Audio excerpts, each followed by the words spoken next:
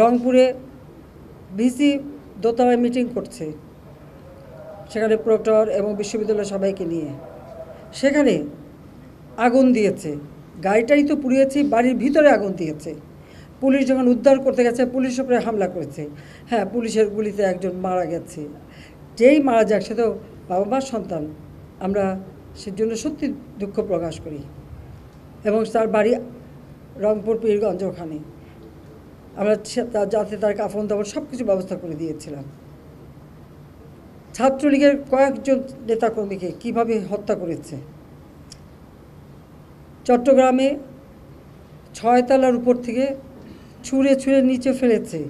যারা জীবন বাঁচাতে ঝুলে আছে জানলার শিক ধরে, তাদের উপরে পাথর মেরেছে, হাত পায়ের রগ কেটেছে। 7 জন ছাত্রকে হত্যা করেছে। এবং এইরকম হত্যাযোগ্য আরও অনেক জায়গায়, সব বিস্তারিত বলে বোধহয় শেষ করা যাবে না।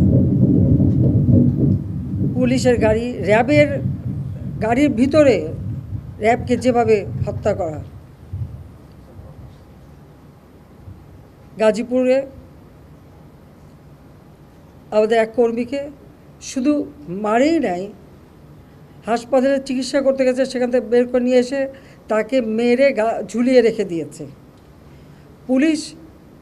সেই উত্তরা ইসলামী হাসপাতাল চিকিৎসা করতে গেছে আহত পুলিশ, তাকে হাসপাতাল থেকে টেনে বের করে রাস্তায় ফেলে তাকে সেখানে কুপিয়ে কুপিয়ে হত্যা করেছে। পুলিশকে মেরে ঝুলিয়ে রেখেছে। আমার মোটর কেডের যে পাইলট মোটর সাইকেল দিয়ে সব আসতো, সে ওই যাত্রাবাড়ির ওদিকেই থাকতো। ওখানে প্রত্যেক বাড়িতে বাড়িতে যেয়ে তারা খুঁজছে পুলিশের কেউ আছে কি না, আওয়ামী লীগের কেউ আছে কি না। ও যখন ওখান থেকে বের হয়ে আসছিল কাজে যাবে, তাকে সেখানে মেরে ফেলে রেখে দিয়েছিল। যখন এখানে আসে না, খোঁজ করে দেখে তার লাশ পড়ে আছে। এইভাবে একদিকে হত্যাকাণ্ড, একদিকে জ্বালাও পোড়াও। 2013, 2014, 2015 এই জ্বালাও পোড়া হত্যাকাণ্ড আমরা দেখেছি। আবার শুরু করলো এই 2024 সালে,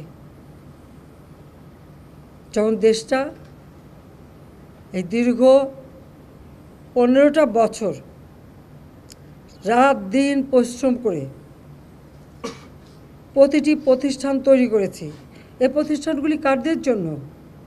এদেশের মানুষের জন্য। তো এই প্রতিষ্ঠানগুলি তো মানুষকে সেবা দেয়, মানুষের জন্য কাজ করে, মানুষের রুজির ব্যবস্থা করে, মানুষের আয়ের পথ খুলে দিয়েছিল। সেই প্রতিষ্ঠানগুলি একে একে পুড়িয়ে ফেলা। এবং শুধু ঢাকা বলে না, রাজশাহীতে বিশ্ববিদ্যালয়ে সে ভিসি কাটো, ময়মনসিংহ কৃষি বিশ্ববিদ্যালয়ের সেখানে হামলা, বিভিন্ন জায়গায় এই হামলা করা এবং আগুন লাগানো অথবা মেরে ফেলা।